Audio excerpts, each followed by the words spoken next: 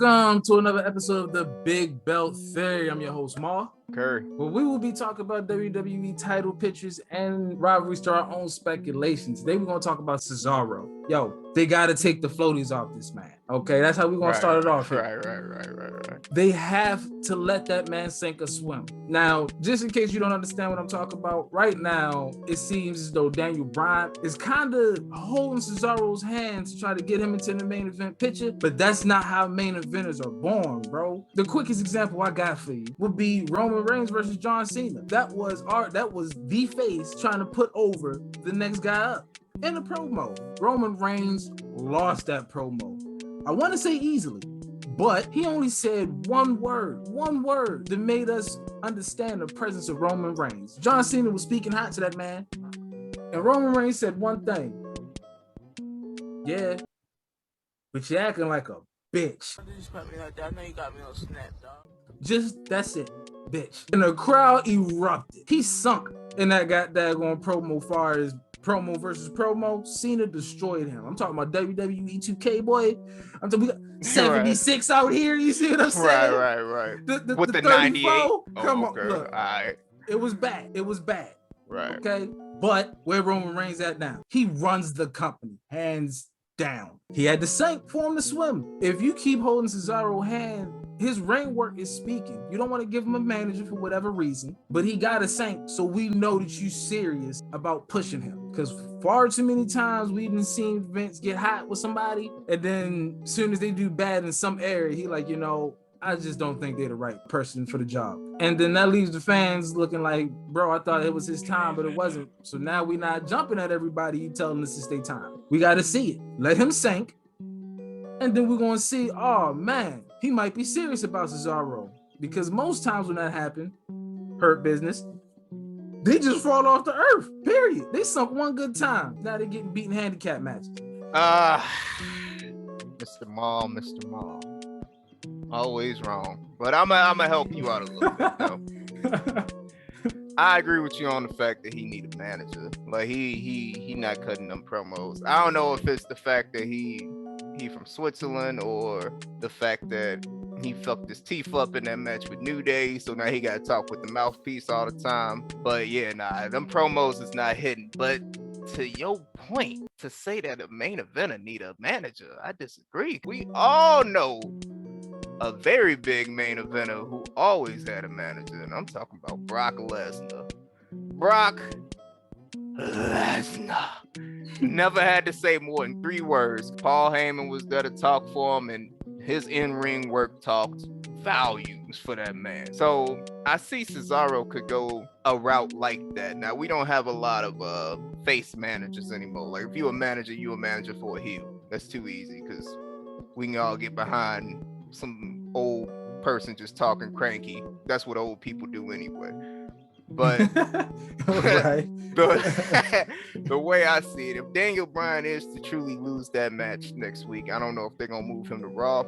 What I think they should do is they could just put him in Cesaro's manager role. I don't see why they couldn't do that. Daniel Bryan has already proven when he was the general manager that he can step away from the ring and still be a factor. People will still show up to hear him speak.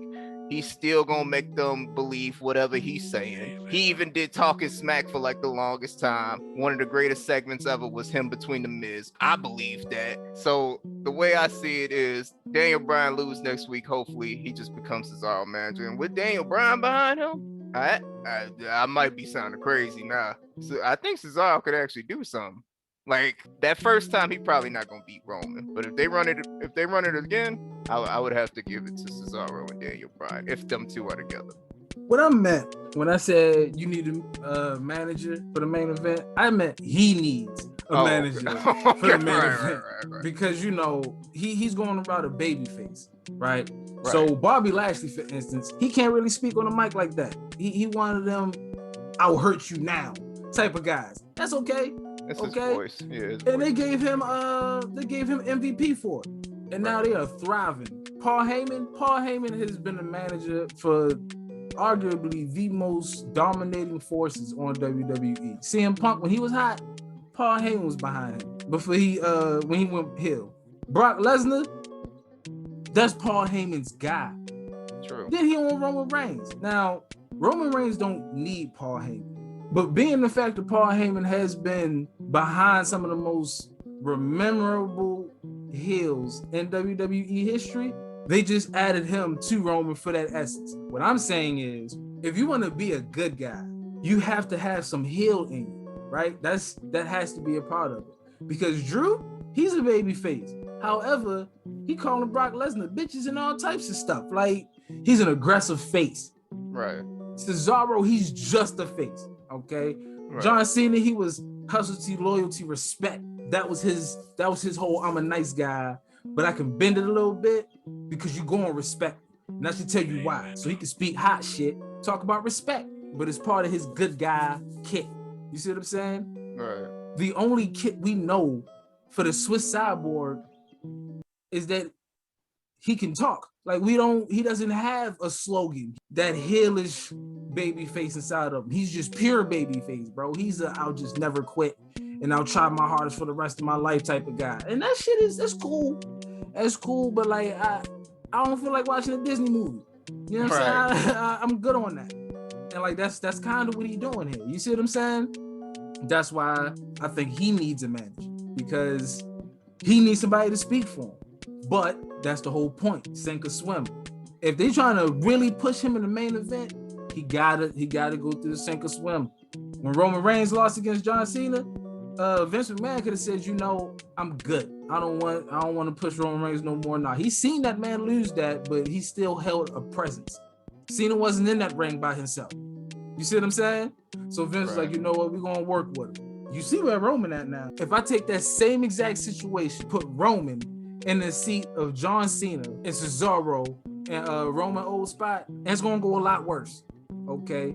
Cesaro might leave that promo with his head down. And if he leave that promo with his head down, and Vince is like, okay, we still gonna push him. I know you're serious about pushing Cesaro. However, he go in there and that happened to him. I'm pretty sure Vince gonna be like, all right, yeah, you good. You're not ready for this. And we're gonna have to wait for another 20 years. You right. Cesaro is like a pure babyface. There ain't no aggression in his voice when he's talking to them.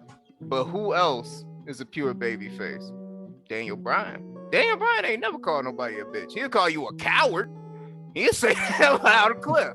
But he ain't calling nobody a bitch. He ain't doing none of that stuff. But he can still make you believe that he got it in him to win one more match. And that's the power of Daniel Bryan. That's why I say, for Cesaro to be a main eventer, he don't have to speak for himself. They got Daniel Bryan a pure babyface managing a pure babyface.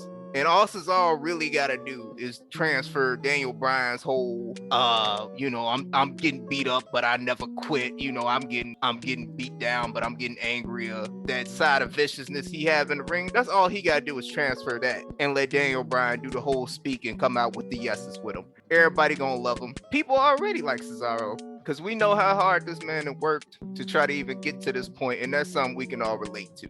Everybody work hard, and sometimes we don't make it to that point.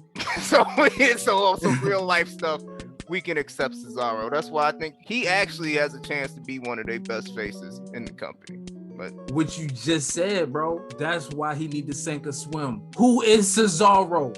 What you just told me was, let Daniel Bryan keep talking for him, because Daniel Bryan is the pure baby. Daniel Bryan is overshadowing him in a conversation about him. That's what I'm saying. Who is Cesaro, bro? What is his presence? Paul Heyman said it. We all love Cesaro, but who is he? Everything you just told me was about how Daniel Bryan can pretty much carry that man mic work for him. And that's cool, but Daniel Bryan loves to fight also. So whenever he decide, yo, you know what? I want to get back in the ring one last time. I'm going to watch that man last time for the 15th time. I'm going to watch his whole little tenure again. And I'm going to forget about Cesaro. So comes back to this question. This is the main question here. Is Cesaro being pushed for a main event to be a main eventer, or is he just being pushed for the fan? If he's being pushed for us, your plan works out perfectly, because let him be under Daniel Bryan. But if he pushing him for the company, he got to go through sink or swim, bro. He got to. And to finish off my argument, bro, think about Kofi Mania.